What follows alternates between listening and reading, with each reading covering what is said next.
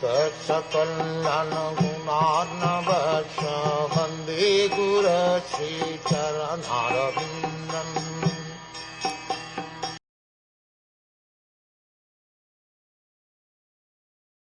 When a person thus engages in devotional service and self-realization for many, many years and births, he becomes completely reluctant to enjoy any one of the material planets, even up to the highest planet, which is known as Brahmaloka. He becomes fully developed in consciousness.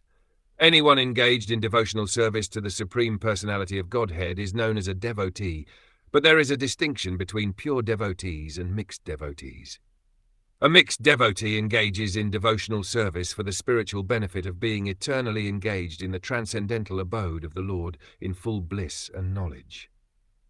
In material existence, when a devotee is not completely purified, he expects material benefit from the Lord in the form of relief from material miseries, or he wants material gain, advancement in knowledge of the relationship between the Supreme Personality of Godhead and the living entity, or knowledge as to the real nature of the Supreme Lord.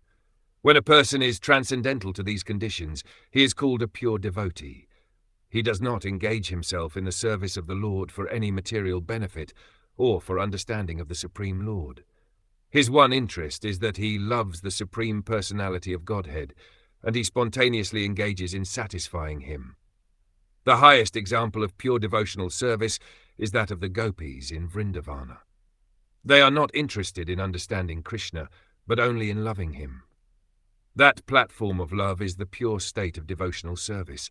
Unless one is advanced to this pure state of devotional service, there is a tendency to desire elevation to a higher material position.